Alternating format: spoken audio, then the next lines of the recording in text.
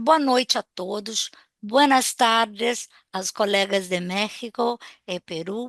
É com muita alegria que abro esta mesa. Aparência, autolesão e suicídio, organizada pelo Núcleo de Pesquisa do Círculo Psicanalítico, Psicanálise Ampliada e Contexto Social, com os colegas mexicanos Pedro Camacho, psiquiatra e psicanalista de grupo, Universidade Autônoma de México, Instituto Nacional de Psiquiatria, e da AMPAG, Associação Mexicana de Psicoterapia Analítica de Grupo, mas que também ensina psicanálise. É uma sociedade que é de grupo e de psicanálise. Eu estive lá no ano passado e eu fiquei encantada com a pluralidade e com a forma como eles abordam, né? Lidam com a psicanálise, com o trabalho com grupos, eles misturam toda a tradição francesa com uma tradição americana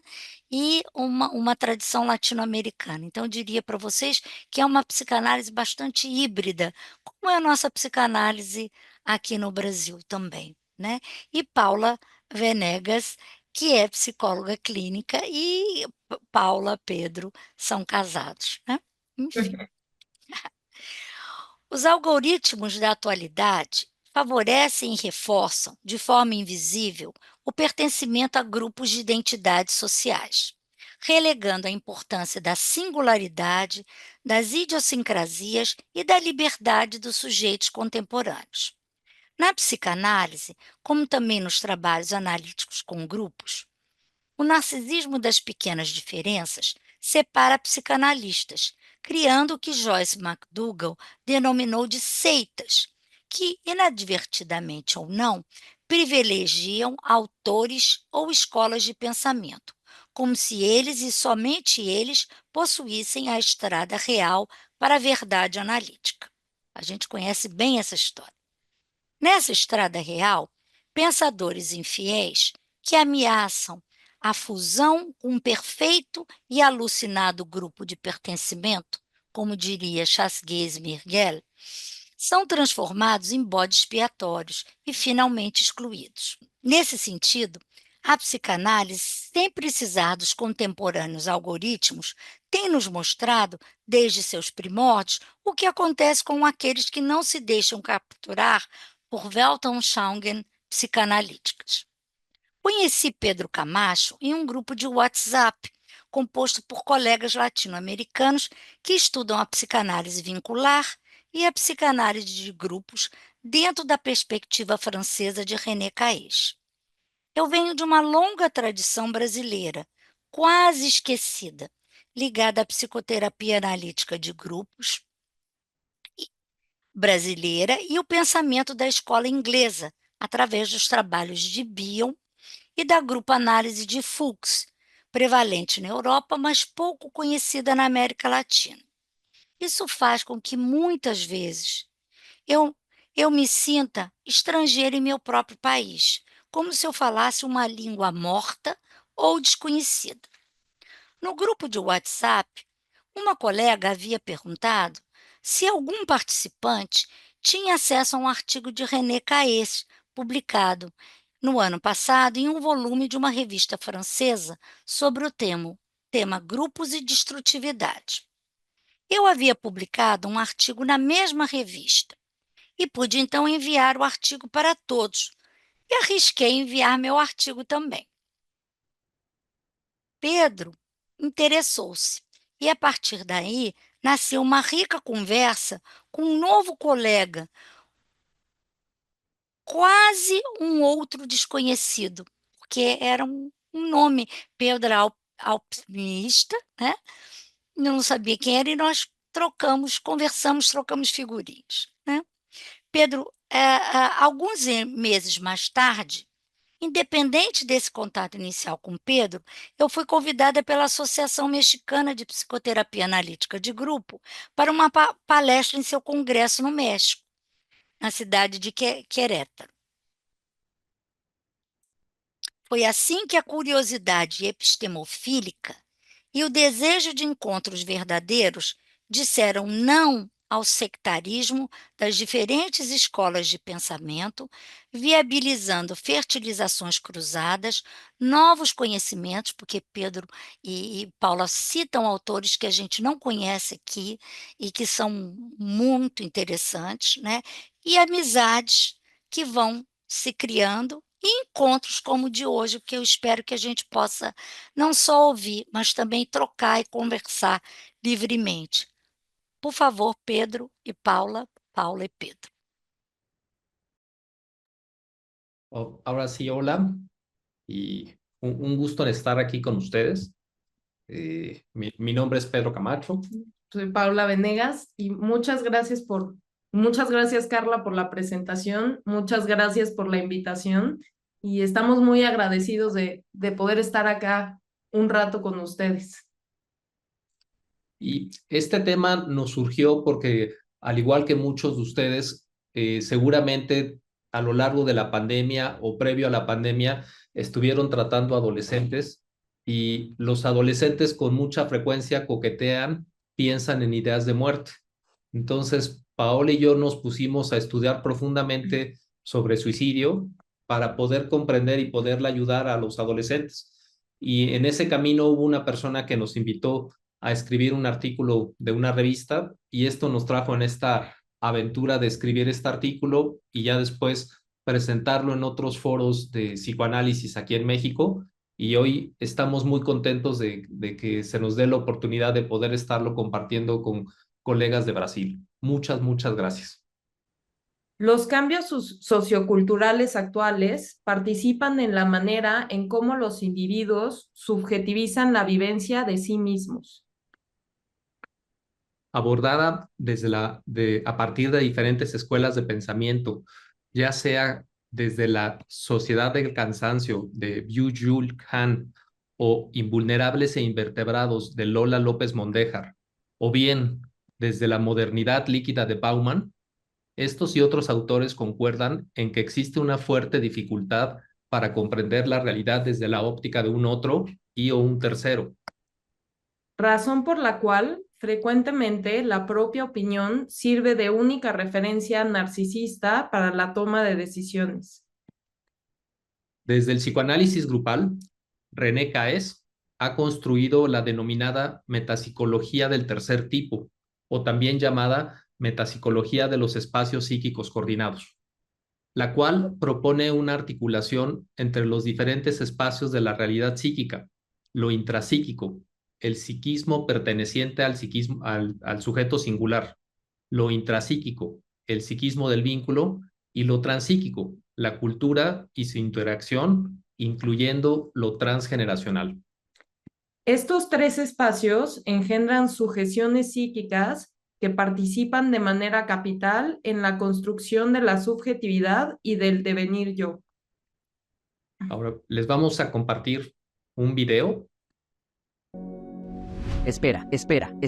Todo eso de lo inter y trans, no me quedó nada claro. Y obvio, tampoco creo que para nuestra audiencia. ¿Podrían profundizar sobre eso? Claro, es indispensable describirlo en términos sencillos para comprender a qué nos referimos. La teoría del Dr. René Caes desafía la concepción tradicional del psiquismo individual. Desde 1968 ha explorado la idea del aparato psíquico grupal, enriqueciendo el campo por más de 5 décadas. Su prolífica obra incluye más de 100 publicaciones y nuestro objetivo es hacer accesibles estas complejas teorías mediante un lenguaje sencillo y digerible. Influenciado por el psicoanálisis francés contemporáneo, Caes sugiere que el psiquismo de las personas, o sea, nuestra mente, se ve influenciado tanto por las ideas, sentimientos y deseos de las personas cercanas, como por el sistema sociocultural en el que estamos inmersos. Bajo esta perspectiva, lo que pensamos, sentimos, deseamos y anhelamos está intensamente influenciado por nuestro entorno personal y sociocultural. Te lo explicaremos usando un par de refranes que en nuestro país, México, es común escuchar. El que se junta con lobos, a aullar se enseña. O este otro. Dime con quién te juntas y te diré quién eres.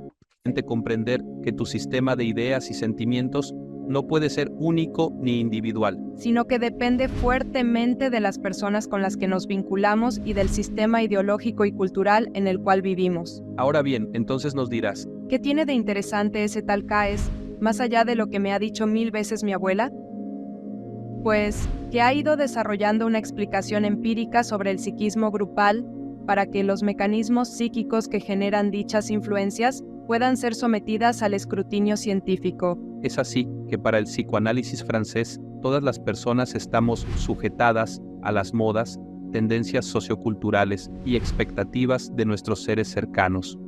Entonces, piénsalo por un momento. Una vez que subes una publicación a tu red social favorita, ¿No te preguntas quién comentará o quién reaccionará? si esa persona especial captará el mensaje sutil que quisiste transmitir. ¿Cuántos nuevos followers ganarás? Estos comportamientos reflejan cómo las tendencias actuales y nuestras interacciones personales nos moldean.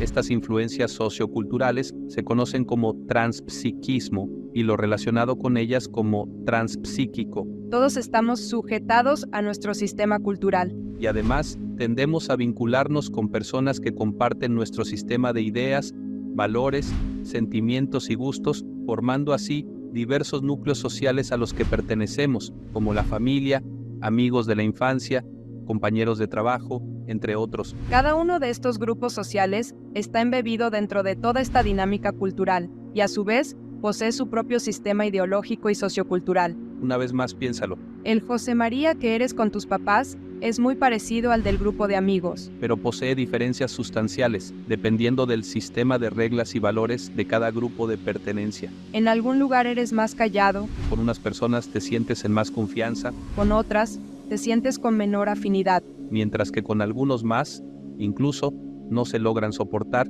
ni acaso algunos pocos minutos. Cada grupo de pertenencia evoca sutiles diferencias en tu forma de ser. Es decir, cada vínculo te subjetiviza sutil o fuertemente, dependiendo de las interacciones recíprocas de toda la colectividad. Cada grupo matiza la manera en cómo te vinculas con cada sujeto perteneciente a dicha colectividad. No podría ser más cierta la máxima de Ortega y Gasset.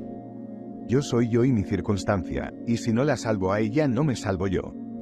Esta idea encapsula el interpsiquismo, que se refiere a las influencias psíquicas recíprocas entre los miembros de un grupo y cómo éstas influyen decisivamente en la formación de sentimientos, toma de decisiones y en la conformación de la personalidad de cada uno de sus miembros. Tal vez te preguntes la diferencia entre interpsíquico e intersubjetivo. Pues para algunos autores pueden ser considerados como términos intercambiables, mientras que para Caes y algunos otros autores afines, lo intersubjetivo describe, de manera explícita, al efecto de dichas influencias en la construcción de tu personalidad. Entonces podrás intuir fácilmente que en la construcción de tu personalidad no solo participas tú, sino que influyen fuertemente las personas con las que te vinculas.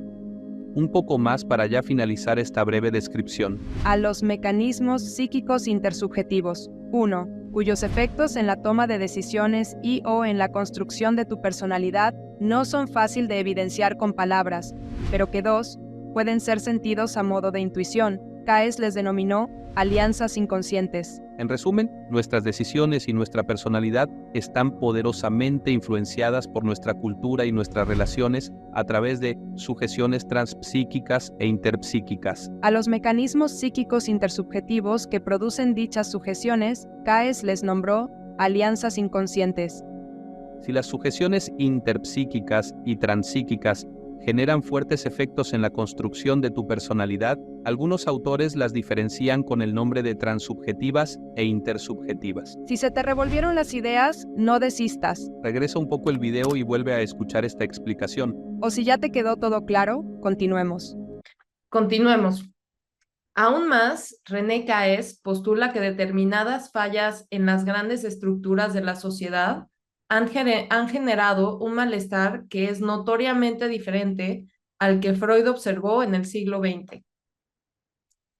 A este fenómeno trans, inter e intrapsíquico le ha denominado maletre. Entre más se pone de moda el culto a la individualidad, los sujetos posmodernos logramos intuir, tanto preconsciente como inconscientemente, que las personas a nuestro alrededor están poco o nulamente interesadas y de manera genuina en proyectos que no sean los propios. Bajo esta sociedad del individuo, el capitalismo y la libertad han sido comprendidos metonímicamente bajo la forma de consumismo y libertinaje. Las relaciones interpersonales se han convertido en objeto de consumo. Entre más se obtiene, más se desea y se construye una idílica y voraz sensación de invulnerabilidad. Se recurre así a la búsqueda compulsiva de satisfacción, recambio y desechabilidad vincular. Ante esta realidad social, resulta mucho más asequible construir vínculos con sujetos que se asemejan exclusivamente al propio yo, donde las diferencias se han tornado poco toleradas y asimiladas. Al relacionarse con objetos espejos, se perpetúa la ilusión de ser dueños absolutos del bienestar y la verdad. La maldad, la mentira y el origen del dolor quedan atribuidos o proyectados a lo externo, a la extranjeridad y a lo diferente. Perdón. Inmersos en esta caja de espejos, las colectividades han ido construyendo una serie de hábitos que a modo de espiral viciosa dificultan todavía más metabolizar subjetividades psíquicas distintas a las propias. Cabe aclarar que la pandemia COVID-19 no hizo más que acelerar todos estos procesos. Incluso recientemente se ha publicado evidencia de que los algoritmos de las redes sociales promueven proactivamente que sus consumidores se queden pegados a la pantalla, mostrando el tipo de contenido que están acostumbrados a consumir. De modo tal que también el Internet promueve que nuestros vínculos virtuales sean establecidos con personas cuyo patrón de consumo sea muy semejante al nuestro. Es así que los otros existen y son útiles mientras sirvan utilitariamente al proyecto propio. El ideal del yo ha cedido paso ante el avance inconmensurable de las exigencias colectivas de un yo ideal que se ve reflejado cotidianamente en los objetos espejo. Esta vorágine social debilita sustancialmente la confianza, seguridad y pertenencia interpersonales, así como la colectiva identificación con el conjunto de reglas y valores que previamente le daban sostén a nuestra identidad. El sistema de certezas ha quedado sumamente debilitado. Bueno, ahora vamos con la segunda parte del artículo, que es adolescencia y duelos. Entonces, la adolescencia no es únicamente una etapa, sino también un proceso en el cual, como describe Aberasturi, los individuos se enfrentan a la tramitación de 3 duelos fundamentales. El duelo por el cuerpo infantil perdido, el duelo por el rol y la identidad infantil y el duelo por los padres de la infancia. Esto implica la renuncia de su personalidad infantil, apoyándose de sus grupos internos y del medio sociocultural para embarcarse en la tarea de integrar y configurar su identidad, es decir, el devenir yo. Ahora bien, en el transcurso de estos enfrentamientos, el adolescente se ve forzado a atravesar un cúmulo de transformaciones irreversibles, evidentes y significativas. Ya no volverá jamás a tener el cuerpo infantil, descubre la dependencia, simbiosis con las figuras parentales, que es incompatible con la autonomía o individuación y además que necesita asumir responsabilidades que antes desconocía. Por lo tanto, la renuncia a la personalidad infantil conlleva la introyección del freno y la mesura, un golpe con la realidad y la caída de la idealidad.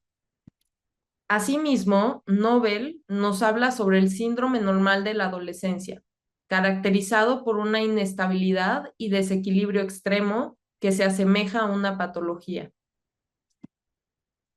Estos autores proponen que no es posible pensar en la adolescencia de manera aislada.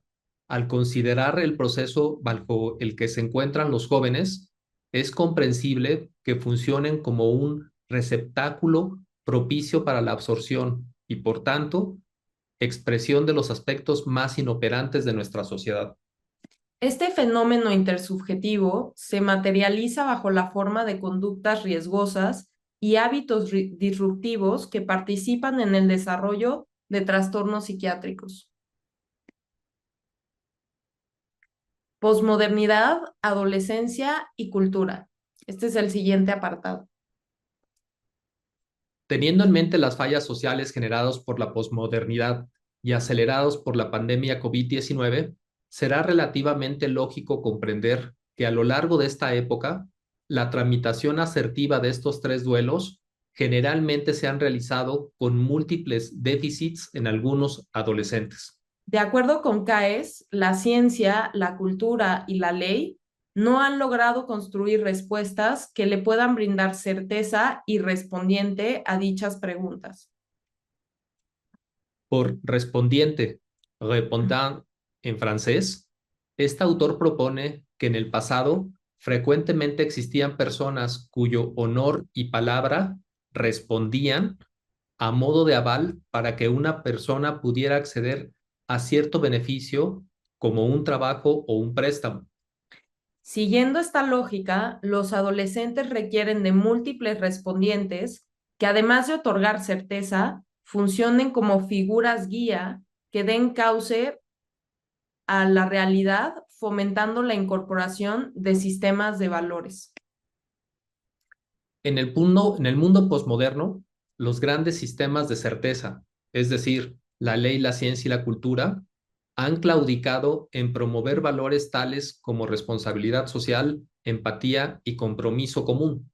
Todo lo contrario, bajo la influencia de todas estas dinámicas intra, inter y transpsíquicas, el yo ideal común y compartido en la mayoría de los adolescentes promueve una meta-identificación con un sistema social cuya función principal son la exaltación y la satisfacción de demandas narcisistas. Mientras tanto, la renuncia y la posterga, la promoción a integrar colectividades desde la diversidad y la diferencia cultural, así como la vinculación desde la reciprocidad, no juegan un papel preponderante como anhelos de un ideal del yo a aspirar. Simplemente no está de moda. Sigamos con el siguiente apartado, que es ideación suicida, autolesiones y adolescencia. Los autores de este artículo consideramos que los adolescentes solamente están ejecutando un pasaje al acto de los roles que han sido ampliamente difundidos en los últimos 50 o 60 años. En ausencia de diálogos profundos, el adolescente busca la inmediatez, tal cual ha sido modelada en casa. Con este párrafo pretendemos sintetizar que los adolescentes solamente han magnificado la ambición desmedida, la tendencia a permanecer joven y la búsqueda de la inmediatez y lo idílico promovido desde la década de los 70 del siglo pasado. No proponemos que los adolescentes posmodernos sean los culpables de dicha situación, sino que son los herederos y ejecutantes de los cambios socioculturales de los últimos 50 años. Incluso los mayores de 40 o 50 años están enredados en un esfuerzo alienado por aparentar no envejecer y buscar el máximo beneficio con el mínimo esfuerzo. Como lo mencionamos previamente, la mayoría de la gente estamos volcados hacia nosotros mismos, otorgando mínima atención hacia los otros significativo, incluyendo los hijos. Y como un espiral vicioso, los adolescentes pueden obtener una mayor gratificación del número de likes y followers en sus redes sociales que de sus vínculos en la vida vincular real. Promover la autoimagen y la apariencia para llegar a ser un influencer se ha tornado un ideal escindido e idealizado, mientras que pasar desapercibido es visto como la gran amenaza a evitar. El monstruo escondido en el closet ya no es un monstruo interno, el cual requería ser develado, ya no más. La monstruosidad y lo terrorífico se encuentra en no obtener una dosis diaria de likes y followers. El dolor proviene de un yo idílico que, a pesar de múltiples esfuerzos, nunca puede ser alcanzado, al tiempo que es perseguido por un yo terrorífico que vive en pánico por no ser likeado. En esta cultura, la escisión como mecanismo defensivo se manifiestan no entre la grandiosidad y devaluación que observábamos en la clínica de finales del siglo pasado, la estructuración límite propuesta por Kernberg, sino que en los años recientes la escisión se pone en evidencia entre el existir o no existir para una masa informe que se alimenta de likes y followers, así como de la autoenajenación por construirse como un ser puro idealizado, aparentemente perfecto en sus redes sociales, mientras esconde sus debilidades en la vida vacía real que tiene con sus seres cercanos. Esta dinámica alienante hacia las redes sociales se vio fortalecida como consecuencia del aislamiento en casa de muchos adolescentes durante la pandemia, ya que la tecnología se convirtió en un respondiente de fácil acceso. ¿Qué solución de compromiso puede construir un adolescente en la posmodernidad? Pues entre varias respuestas, proponemos que la apariencia resulta una estrategia necesaria y con el mínimo gasto de esfuerzo para solventar los requerimientos narcisistas del actual paradigma social. En la medida en que el adolescente utiliza más recursos para aparentar, ya sea mediante la ropa, moda, imaginación, redes sociales, videojuegos, etc., entonces irá construyendo un yo mucho más carente de atributos reales para resolver los problemas de la vida cotidiana. Muchos jóvenes, propiamente dicho, no cuentan ya sea con una ideación suicida finamente estructurada o con una convicción suicida para asesinarse a ellos mismos. No por ello dejan de estar fuera de riesgo. Vale la pena insistir. No por ello dejan de estar fuera de riesgo. En resumen, nos encontramos ante una vorágine sumamente dolorosa de origen trans, inter e intrapsíquica en la que nuestros adolescentes no logran conseguir el mundo exitoso que les fue aparentemente prometido por la cultura posmoderna. Desde lo transpsíquico se ejercen fuertes aspiraciones narcisistas, ausencia de certeza en el paradigma social actual y la búsqueda de soluciones fáciles y de poco esfuerzo. Desde lo interpsíquico predominan la vinculación con objetos espejo que dificultan la búsqueda de soluciones ajenas al propio entorno, la ausencia de respondientes y la intuición de sentirse aislados en su sufrimiento. Finalmente, a nivel intrapsíquico, el adolescente debe de resolver los duelos propios de dicha etapa en simultaneidad con un escaso desarrollo de inteligencia emocional, poca tolerancia a la frustración y a la posterga y a la renuncia y una alta tendencia a solucionar problemas desde la apariencia. Aunado a estas tres dimensiones, hay que tener en mente todos los efectos que ejerció la pandemia durante y después de estos 3 años.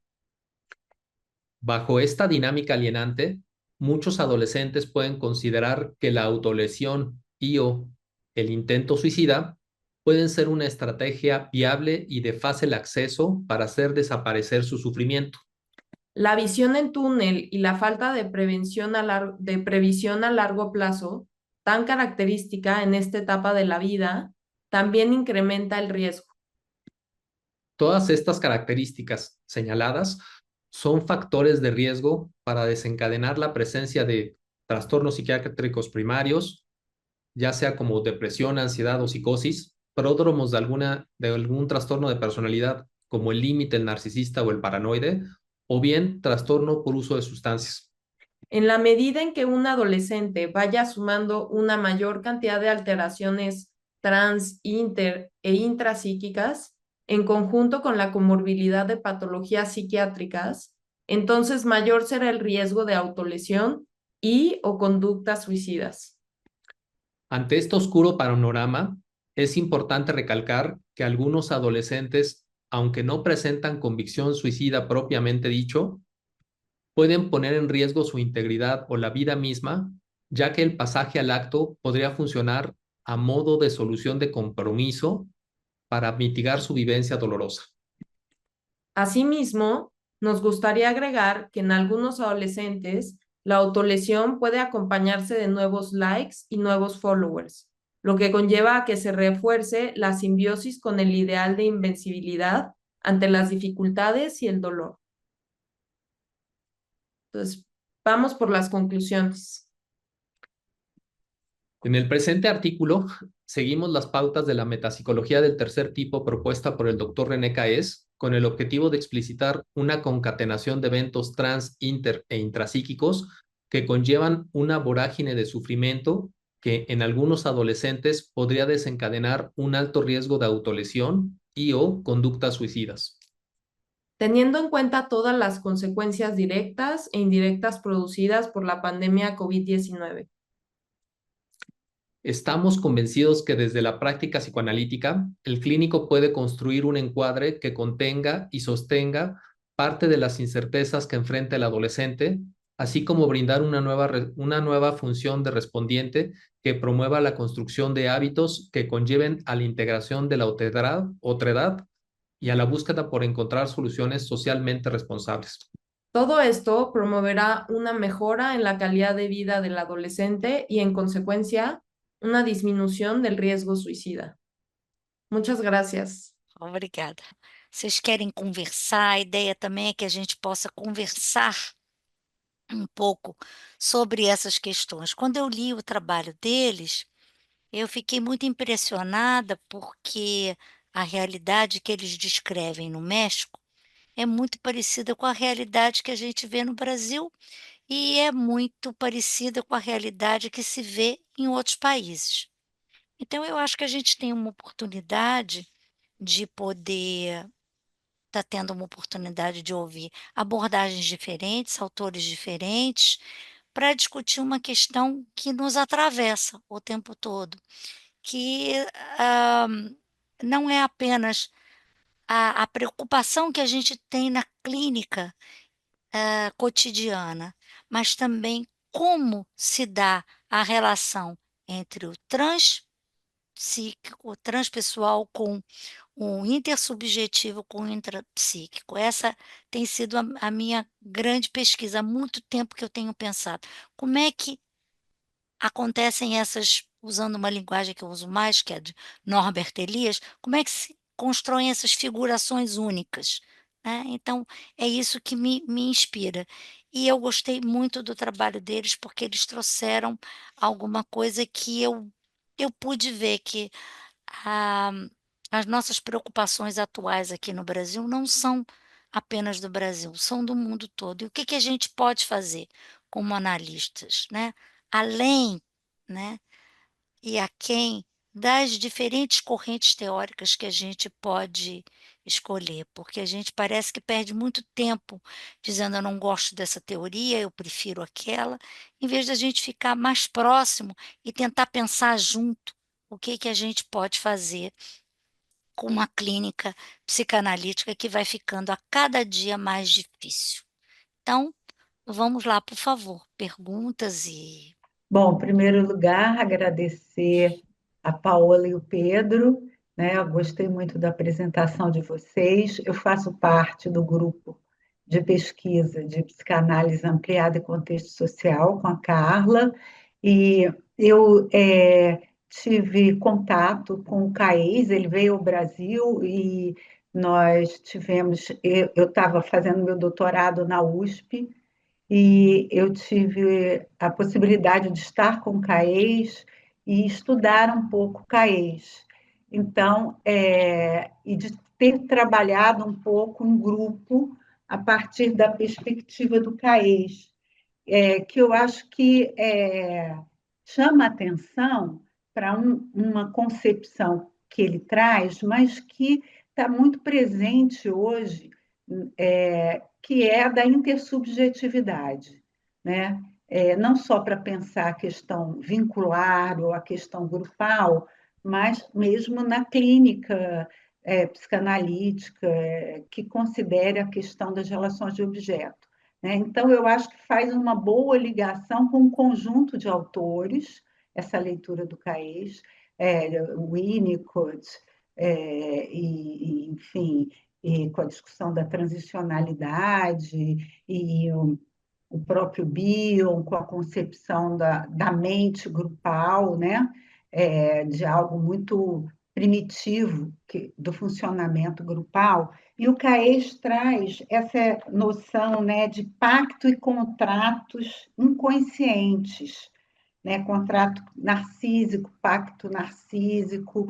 E eu acho que esse tipo de concepção ajuda a gente a entender o que se passa no mundo hoje, porque a gente vive um mundo performático, né? Um mundo dos perfis, né? A pessoa já não é o sujeito, mas ela é um perfil com o qual ela se apresenta no mundo digital.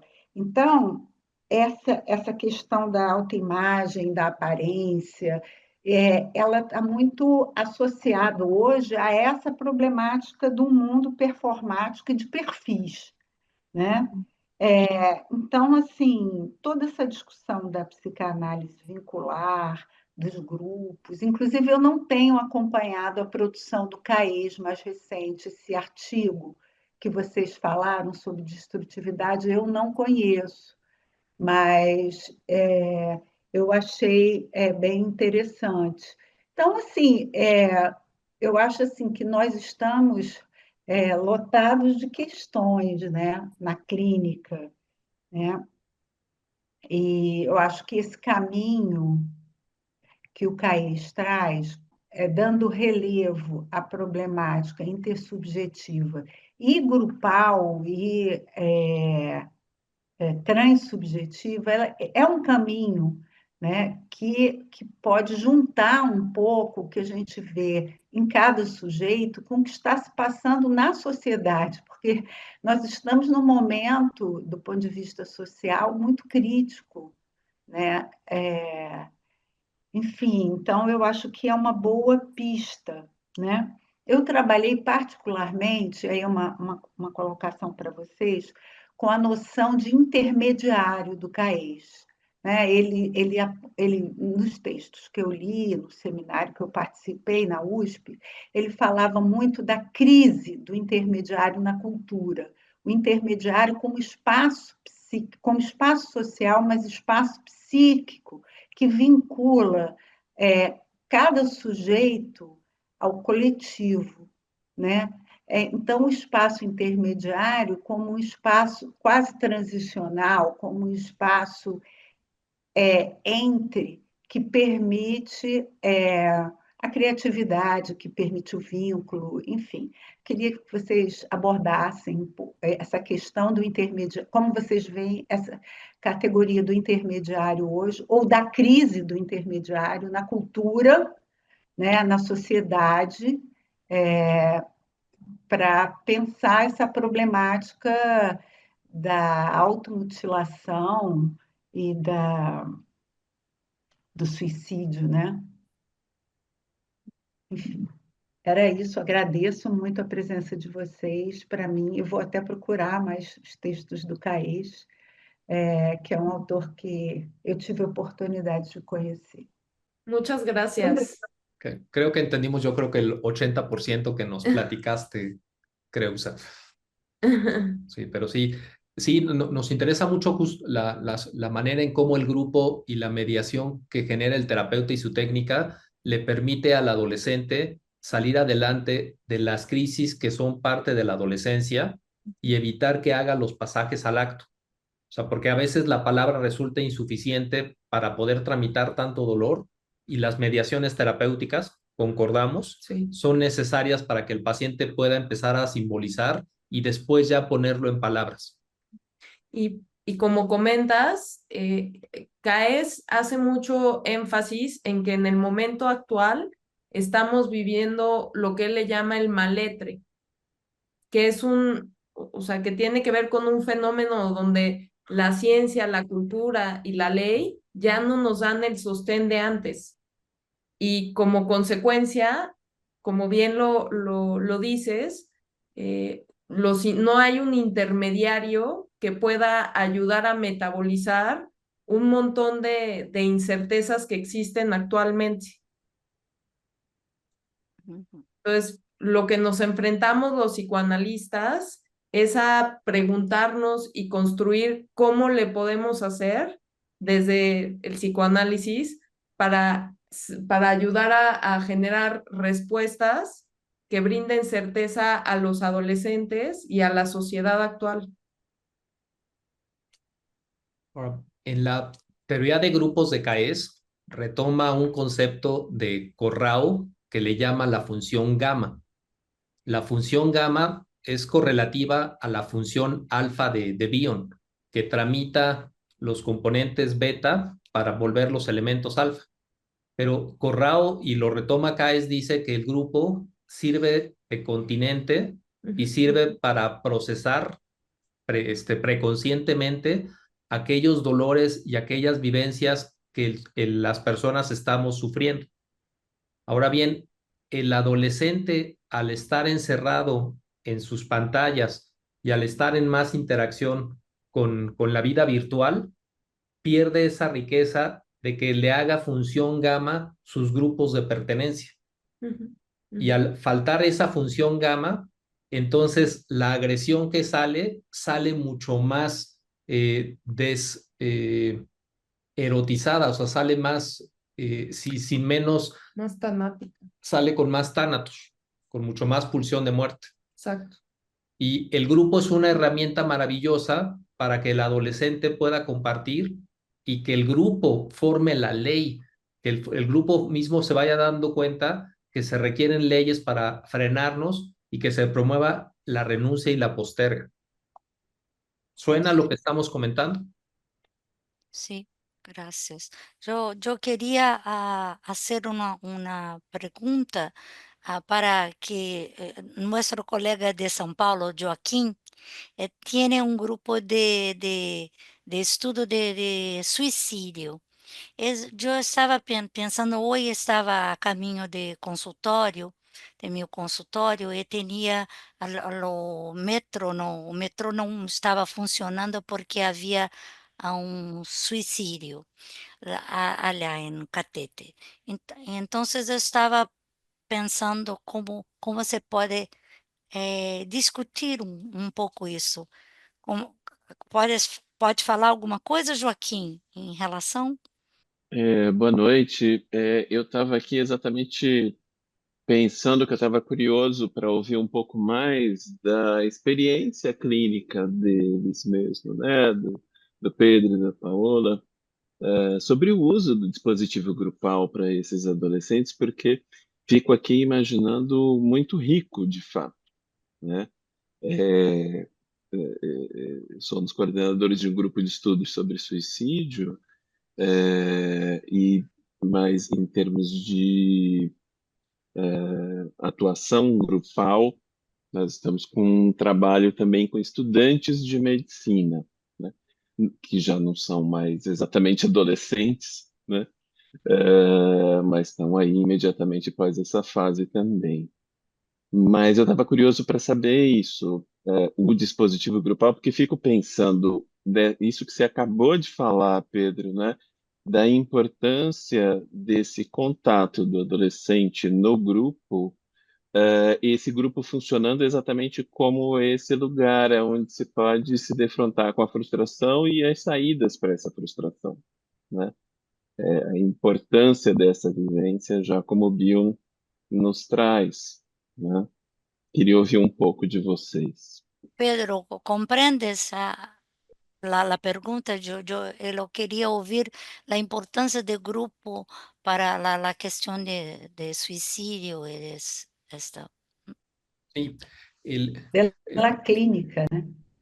Sí, Sí. todos sabemos que en la medida que las personas hablemos más de lo que estamos sufriendo, disminuye la probabilidad que ocurra el pasaje al acto. Todos los que estamos acá lo sabemos. Ahora bien, muchas veces los clínicos tienen miedo que los adolescentes hablen de la idea suicida porque vayan a espantar al grupo o porque el propio grupo no pueda tramitar la violencia y la agresión que está sintiendo el adolescente.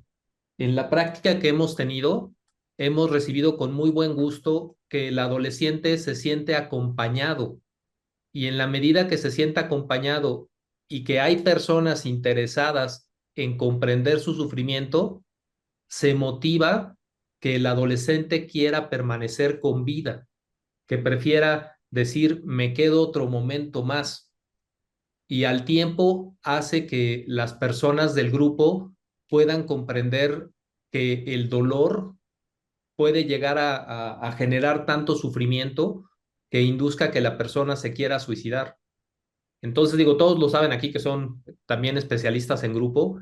El grupo promueve la empatía y en la medida en que la empatía es compartida, se promueven ideales comunes y compartidos de autocuidado. Desde nuestro punto de vista, el autocuidado que nos hace falta a todos, pero el autocuidado surge como consecuencia de la interiorización de la ley que se construye intersubjetivamente. Yo agregaría que el grupo posibilita además que la persona pueda, como dice Pedro, tener la sensación de pertenencia y de contenedor, y eso posibilita que entonces pueda construir vínculos similares a los que ya experimentó en la vida fuera del grupo terapéutico. Ahora, porque si uno no recibe o no le hacen sentir la pertenencia y el cuidado, entonces es difícil que lo pueda ir a buscar a otro lado. Sí. Tienen la mano levantada Ani Ani, por favor. y después les queremos platicar sobre las condiciones de posibilidad, cómo las piensa CAES. Condiciones de possibilidade. Sim. Então, boa noite, Paula e Pedro. Bom, o Caís é um querido autor e intelectual, que eu trabalho há muito tempo com ele. E o que eu gostaria de perguntar e agregar também é como ele lida com o pacto de negativo no grupo, né? E como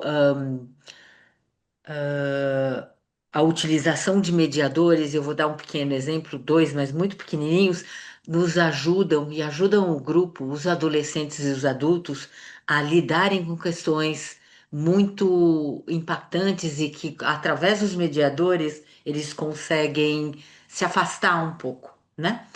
Eu tive uma experiência com adolescentes que não conseguiam falar de si mesmos, de suicídios, de relações com pais e com professores e educadores, de um modo geral. E eu propus que eles pudessem, que a gente pudesse ler livros, né, que eles escolhessem, não eu.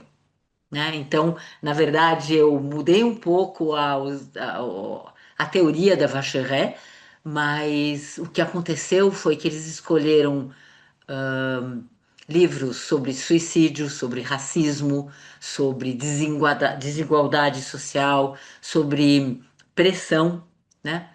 E a gente foi conversando e até o momento em que eles puderam falar, eu também sinto isso. Demorou um pouquinho, né?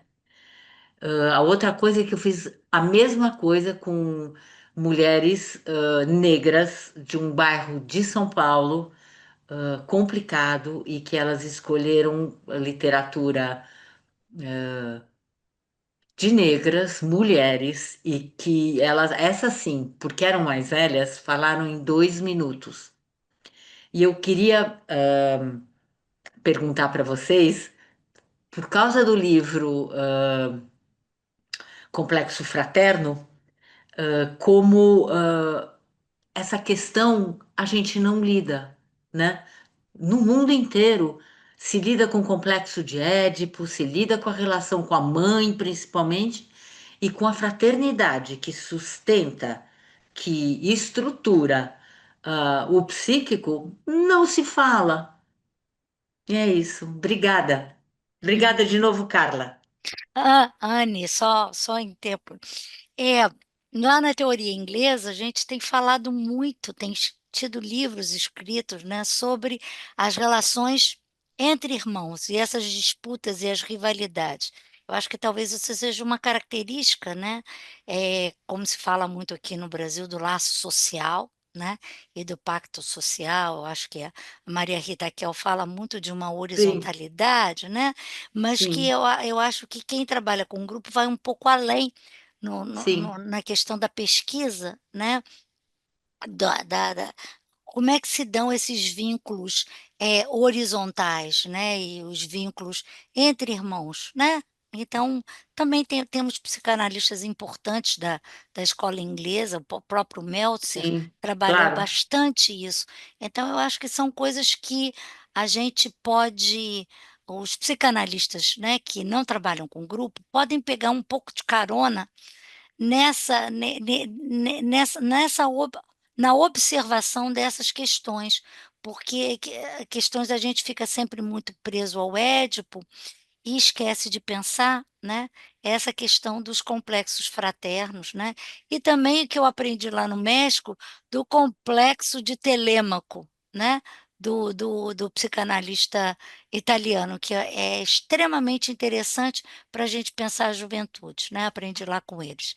Então, bom, agora eu interrompi, Pedro responde. Digo, fueron 3 preguntas, ¿correcto? Entonces, la primera, por lo que voy entendiendo, tiene que ver con el pacto de negativo en el grupo. La segunda con el uso de estrategias de mediación. Y la tercera, no la entendí muy bien. Ahorita O nos complexo fraterno. Exacto. Entonces, en el libro de Alianzas Inconscientes que fue publicado en el 2009 en francés, Caes profundiza en lo que él se refiere sobre lo negativo, junto con otros colegas franceses. Ahorita se me fue el nombre. En 1983 escribieron un libro que se llamó Lo Negativo, pero 20 años después, bueno, perdón, unos cuantos años después, profundiza en lo que él llama el pacto de negativo. El pacto de negativo es aquello que necesita no ser conocido o no ser percatado para que un vínculo pueda sobrevivir. Eso es lo que es el pacto de negativo. ¿Y eso qué significa? Significa que todos los seres humanos, para vincularnos, hay algunas cosas que necesitamos renunciar y que necesitamos dejar de observar para poder seguir adelante en la construcción del vínculo. Ejemplo, o sea, si nosotros aquí estamos, nos gusta el psicoanálisis, de alguna manera decimos, nosotros no queremos que ver con lo cognitivo-conductual o con lo sistémico, pero no es radical en nosotros, quiero aclarar, en nosotros que somos colegas, que somos lindos, que somos buenos colegas. Pero hay personas que el pacto de negativo lo hacen de manera radical, que efectivamente la gente que es de la derecha política no se junta con la izquierda, o la gente que apoya a Trump, entonces no se junta con la gente que no apoya a Trump. Los pactos de negativos, de acuerdo con Caes, entonces pueden ser de manera radical o pueden ser de manera relativa. Cuando los pactos de negativos son producidos de manera, eh, eh, esta última palabrita, relativa, eso da condiciones de posibilidad para que podamos seguir adelante. O sea, es lo que todavía no hemos logrado. Entonces, por ejemplo, todos los que estamos aquí sentados tenemos problemas con los adolescentes que se quieren suicidar, más o menos. Y como todavía no alcanzamos a encontrar la cura idónea para esos pacientes, eso genera el impulso epistemofílico que nos platicó Carla en la presentación, y eso hace que se generen las condiciones para que eventualmente surja la posibilidad que encontremos una respuesta. Dicho de otra palabra, las condiciones de posibilidad surgen como consecuencia de aceptar lo que todavía no sabemos en un grupo y surge como consecuencias del pacto de negativo. Ahora bien, en la adolescencia muchos adolescentes se tienen prohibido hablar de sus emociones porque está de moda o porque todavía no lo pueden hacer. Y entonces sienten que se traicionan a sí mismos o a alguien si van y platican de sus malestares. Y el trabajo que tenemos que hacer los terapeutas es favorecer que haya condiciones de posibilidad para que lo platique en un grupo. ¿Suena la respuesta? Yo agregaría en relación al artículo que lo que les estamos compartiendo sobre la apariencia es que hay una tendencia, obviamente es una generalización, pero tomémoslo desde ahí, o sea que no siempre ocurre, pero sí hay grupos de adolescentes donde la parte de ser víctima de la sociedad, del mundo, genera likes y genera followers, pero eso no es hablado así, simplemente es aceptado y se hace como un pacto no dicho para que se sostengan ese tipo de acciones. Y eso es lo peligroso porque sin querer, entonces se acaba promoviendo que se cometan o se metan los adolescentes en situaciones de riesgo porque eso los hace que generar atención. Y continuando con esto, o sea, regresando al complejo fraterno, CAES publica un libro en el 2009-2010 que se llama así El complejo fraterno. Y ahí lo que va explicando, como bien lo dijo hace rato Annie, es que ahí predominan la colección de vínculos que son horizontales y se tiende a que no haya verticalidad, pero una madurez emocional óptima incluye que tengan reglas con los que no tenemos, con los que estamos en el mismo nivel jerárquico, o sea, con los que no, cómo nos regulamos entre pares y cómo nos regulamos cuando hay mandos. Por ejemplo, entre todos los que estamos aquí sentados, escuchándonos, no tenemos un líder. Y nuestro pacto, dentro del pacto del complejo fraterno, estamos lo suficientemente lindos para no necesitar un policía que nos regañe y que nos ponga en orden. Pero eso se logra cuando la ley está introyectada. Cuando la ley no está introyectada, se requiere de alguien, de una organización vertical que otorgue la voz y la autoridad a cada uno de los súbditos, por llamarlo así. Ahora, no significa que los vínculos horizontales sean patológicos o los vínculos verticales sean patológicos, sino es lo asertivo. ¿Cuándo es más sensato tener vínculos verticales y cuándo es más sensato tener vínculos horizontales? Creo que con esto ya contestamos las dudas. ¿Suena? Lilian? Antes de mais nada, parabéns pela apresentação, muito interessante, muito útil. Eu sou fã da terapia de grupo, a Carla sabe disso, fizemos formação juntas, e a minha experiência é no serviço público, com populações grandes, muito heterogêneas, né? Mas o que me chama a atenção aqui, não é? Hoje, como se pode... minha pergunta, na realidade, a minha fala, segue a minha antecessora, né? No sentido de como ampliar isso e que isso chegue como exercício da lei, a lei no sentido saudável, né? Para os pais desses adolescentes, porque a gente aqui não precisa só discutir o suicídio em si. Eu acho que o mais importante é a gente discutir os equivalentes suicidas silenciosos Sim. E que muitas vezes não são percebidos nem pelos pais, nem pelo próprio adolescente, né? Sim. Antigamente, né, o equivalente suicida era aquele sujeito que batia o carro toda hora, que se cortava inteiro, eram equivalentes suicidas muito mais flagrantes, muito mais chamativos, né? Hoje em dia é o jovem que fica trancado no quarto 2 horas da manhã, que fracassa na escola, começa a fracassar subitamente na escola. É aquela adolescente que realmente desiste de seguir os padrões estéticos e começa a engordar deliberadamente, desenvolvendo transtornos alimentares os mais diversos, né?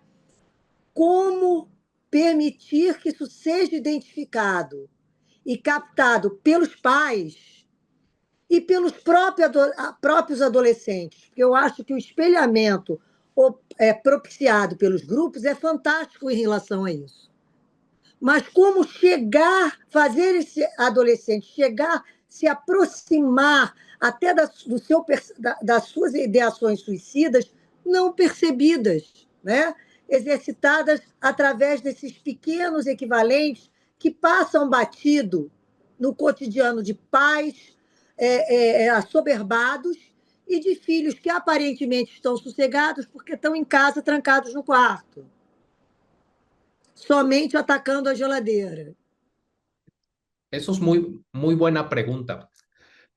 Si te entendí bien, porque a lo mejor no entendí bien, pero lo que yo entendí de tu pregunta, Lilian, es que cómo le hacemos para que los adolescentes se dejen cuidar por la ley y se sientan que pueden seguir un sistema de cultura y de valores más sensato que solamente lo que está fuera de la ley. ¿Te entendí bien? Sim, mas o que é importante é como esses pais, pode chegar a esses pais o entendimento do exercício construtivo da lei a partir de uma identificação de equivalentes suicidas no cotidiano dos filhos. Sim. Como se fuera suicidios silenciosos. ¿Comprendes? Y Caes explica que una parte importante para que la ley sea introyectada y que forme parte de la identidad es que el grupo pueda hacer sentir a sus sujetos que la ley nos cuida. Si la ley me cuida a mí, pero descuida a Carla o descuida a Ana Lilia o descuida a Joaquín, la ley no está tercerificada y la ley genera vínculos verticales de sometimiento. La ley se interioriza cuando la gente dice, me cuida, me siento protegida por la persona que es garante de la ley, Sí. de la ciencia y de la cultura. Si la ley puede proveer eso, es una ley que tiende a tener un nivel jerárquico mayor. Caes no profundiza mucho en que existen niveles estructurales en la estructuración psíquica, valga la redundancia, pero hay leyes de bajo nivel y leyes de alto nivel. Las leyes de bajo nivel someten a los agremiados y las leyes de alto nivel promueven lo horizontal y promueven que la gente nos cuidemos. Cuando un adolescente siente eso, entonces ya no siente tanto la necesidad de autodestruirse y puede interiorizar la renuncia y la posterga. Y entonces ocurre lo que nos dice Lilian, ya no necesita recurrir ni al pasaje al acto del suicidio, pero ni a suicidios lentos, porque se da cuenta que es mejor cuidarnos, pero que cuidar de mis mundos, de mis objetos, también me cuida a mí. Cuando nosotros como terapeutas en el grupo podemos lograr que el adolescente se sienta cuidado por su grupo, entonces el paciente dice like y empieza a sentirse perteneciente y a construir su identidad con base en el grupo. Contestamos. O sea, por eso es tan importante que en los grupos se haga mucho énfasis en la regla de si lo piensas o lo sientes, hay que ponerlo en voz. Porque si hacemos sentir que el espacio nos cuida, o sea, el espacio terapéutico y la regla, la palabra, entonces promovemos y construimos la condición de posibilidad para que el adolescente, en vez de quedárselo, lo pueda hablar en el grupo. Então, agora, Luiz Fernando. Boa noite a todos. Muito obrigado pelos comentários aí, a Paola e o Pedro, e muito bom mesmo. Mas eu queria juntar uma outra questão. Eu vou até participar no próximo sábado de comentários da série Adolescência. E o que eu destaquei a partir da série, do meu ponto de vista, é o desamparo. E o que eu percebi que tem vários momentos na série que fica bem claro o desamparo. E desde assim, o próprio pai que vive o desamparo, que não teve o pai dele que ajudou ele, aí ele não consegue ajudar o filho também, ele abandona o filho, e aparece então vários momentos a questão do desamparo.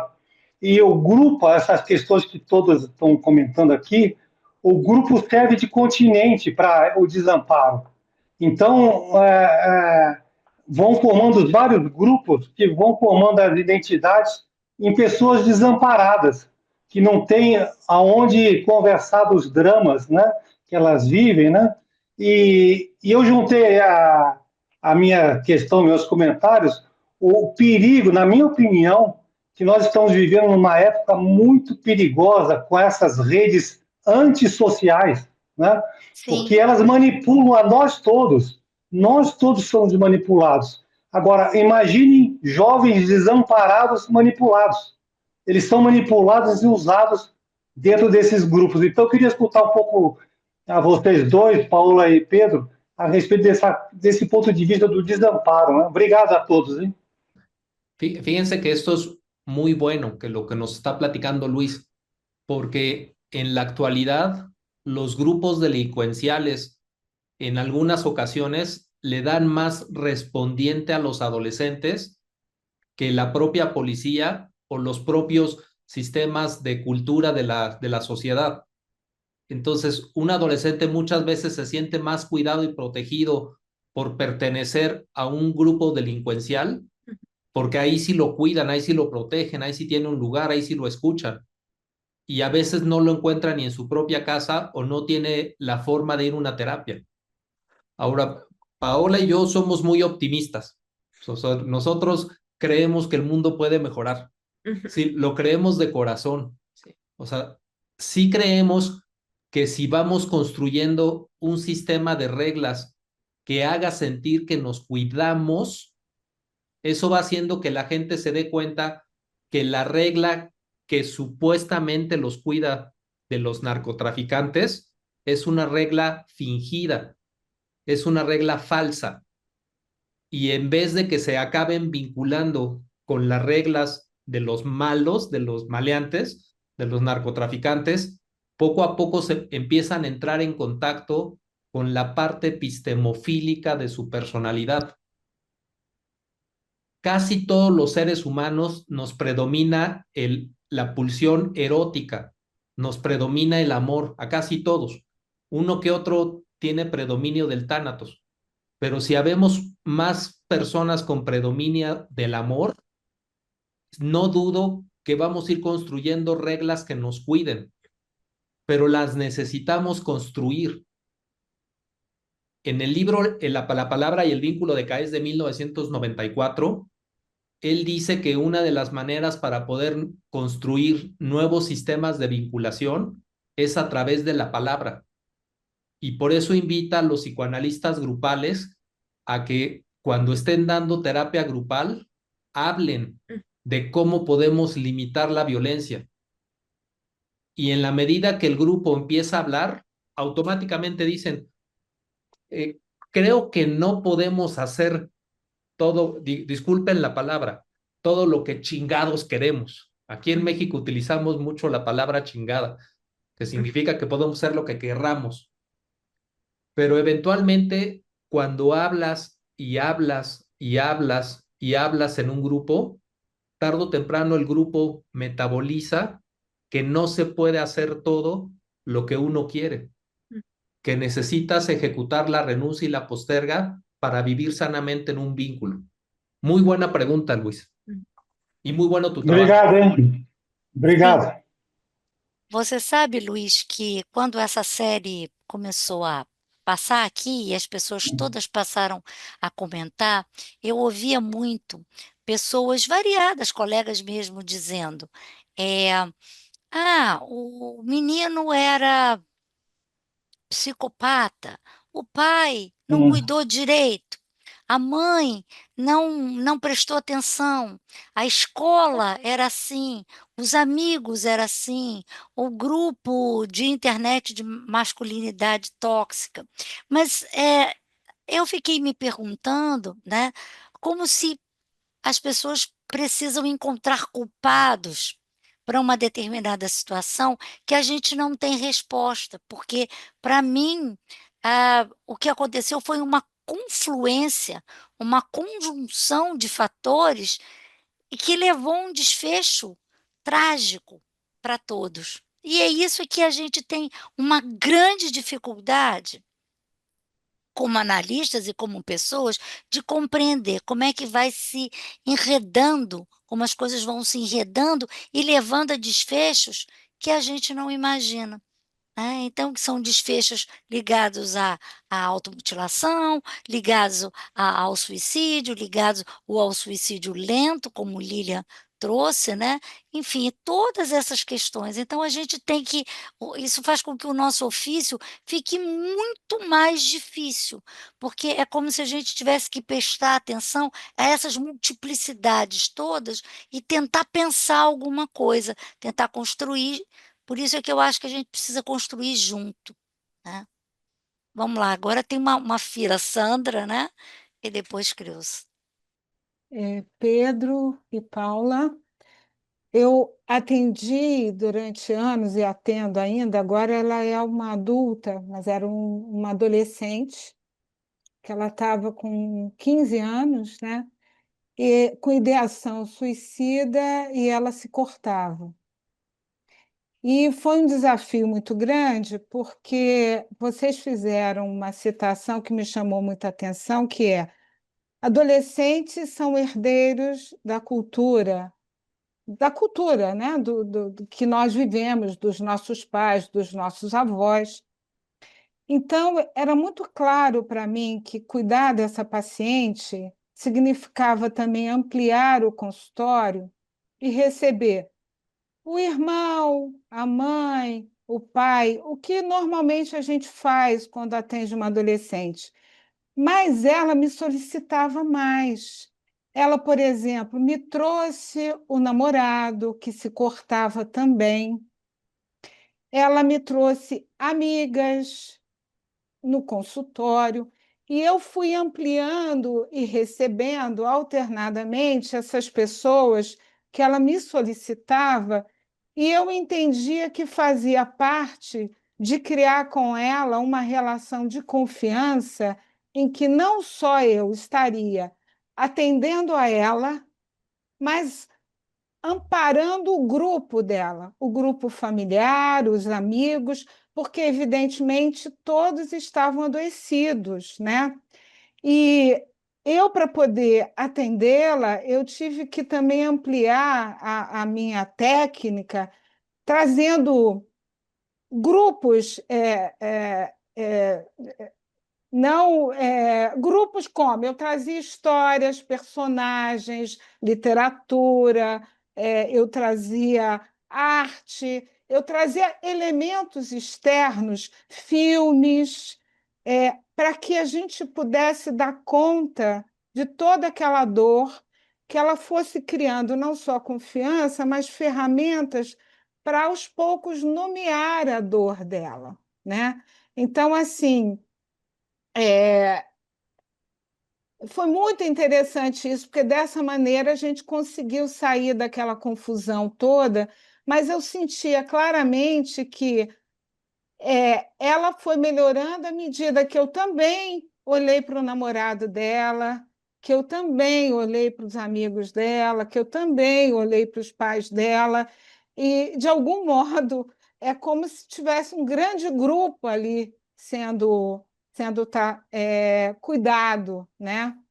E funcionou muito, e vem funcionando muito, né? Ampliar mesmo esse espaço terapêutico e ouvir o que o adolescente está pedindo, né?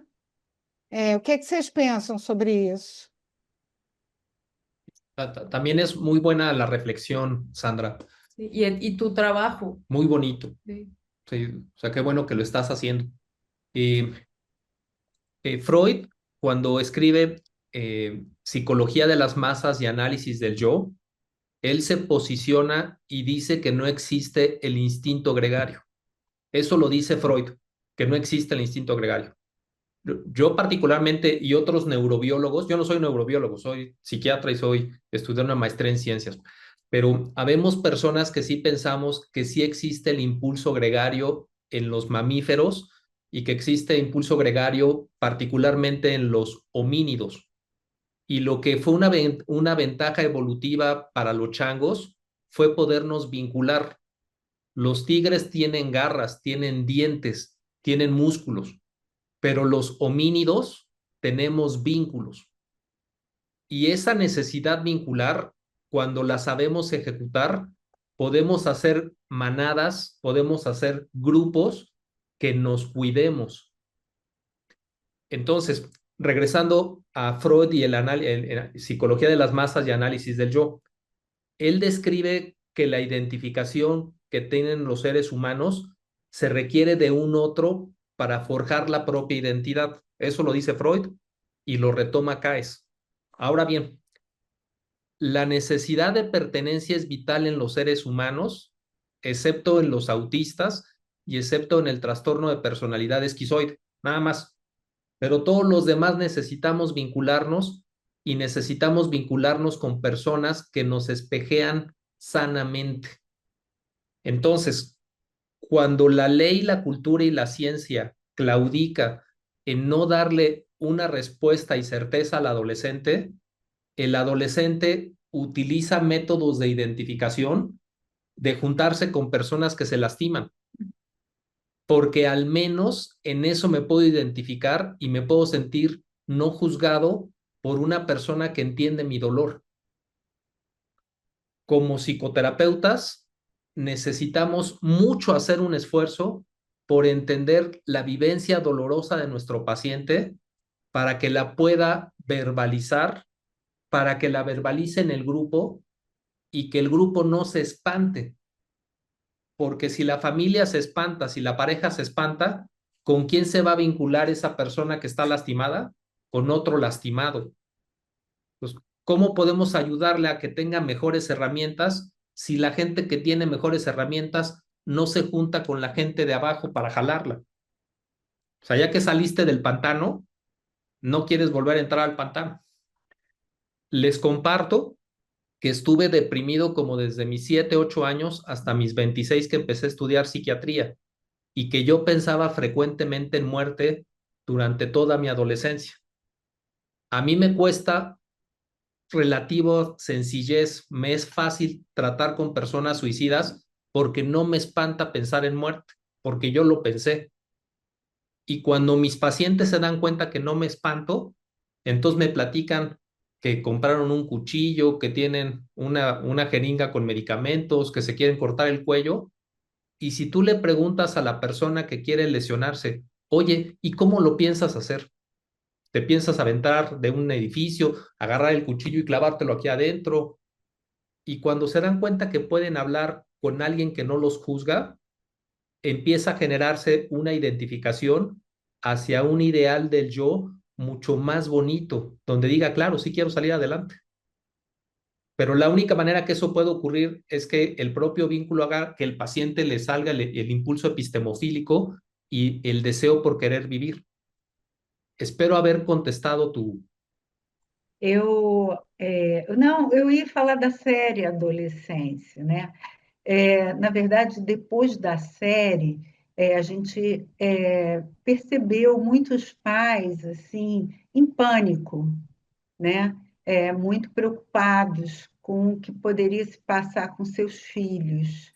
E eu fiquei assim, é uma reflexão assim sobre até que ponto não existe um pacto denegativo também nas famílias, já que a gente está usando o conceito do CAES, entre os pais e os filhos, né? Vamos dizer, varrer para baixo do tapete um pacto inconsciente de não ver o que está se passando de sofrimento, né? Quer dizer, a hipótese de que os pais ficaram em pânico ao ver a série traz a ideia de que, na verdade, esse mundo que a gente vive, um mundo social é, altamente performático, exigente de alta performance, ele é fruto do próprio momento do capitalismo e das mudanças no mundo do trabalho. Então, as mudanças no mundo do trabalho fazem desses pais, dão um limite a esses pais para poder viver a parentalidade. E, na verdade, há uma experiência de parentalidade coartada, porque é isso, os pais eles trabalham de outro modo, o trabalho invade a vida, a casa, a hora, a noite, e, de certo modo, há uma certa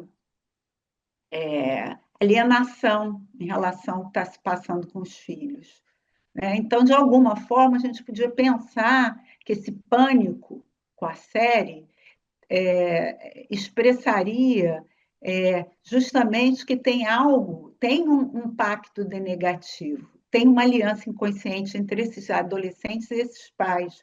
Quer dizer, tem um sofrimento familiar que está expresso num pacto denegativo. Quer dizer, os pais não sabem, não têm noção do nível de sofrimento dos filhos.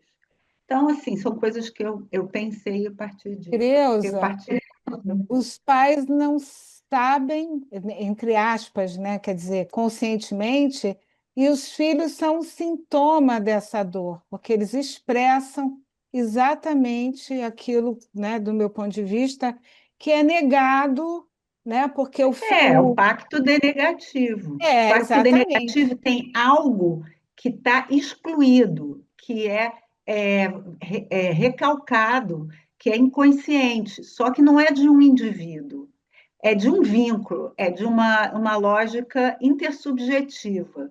Então, assim, o quanto o mundo do trabalho hoje, ele contribui, e uma sociedade altamente performática, ela contribui para pactos negativos, onde o trabalho do negativo não tá sendo um trabalho pautado em eros. O que está sendo negado, o trabalho do negativo, é o trabalho da destrutividade.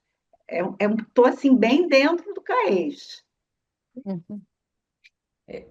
O sea, una cosa que hace mucho énfasis CAES es que parte de la solución al maletre es el grupo.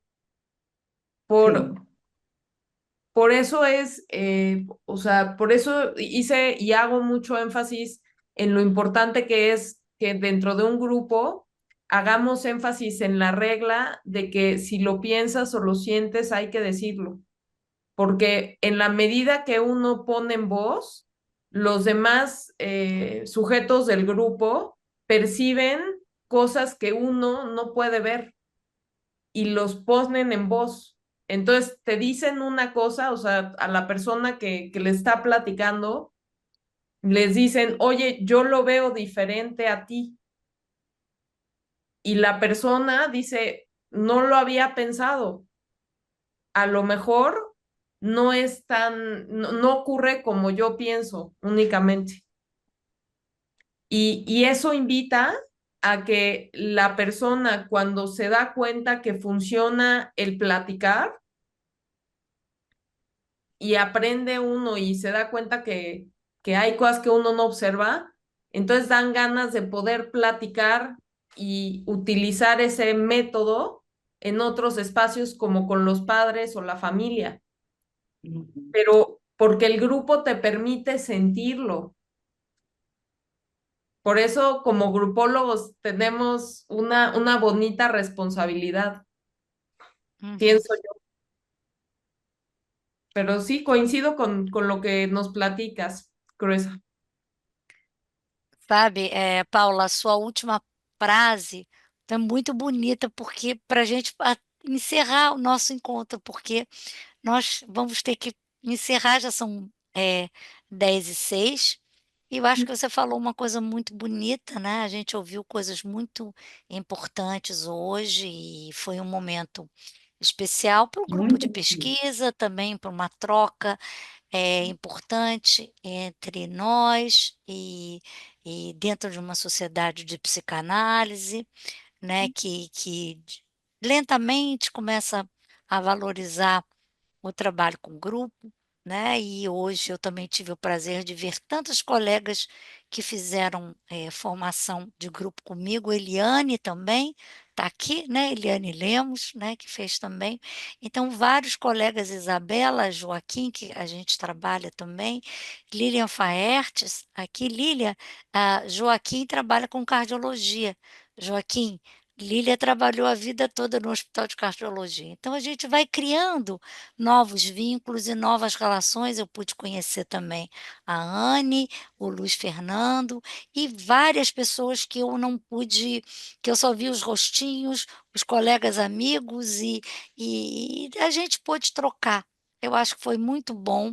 Eu agradeço a todos por estarem presentes e especialmente a Paula e o Pedro que vieram nos honrar com esse linda Lindo, apresentação, lindo lindo. filme, né, quase que a gente estava no cinema, foi muito bacana.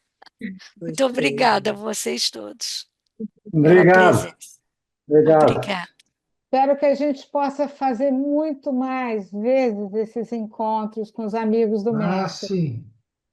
Muito bom, Uhum. muito bom. Sim, E obrigada. viva as intervenções grupais. Uhum.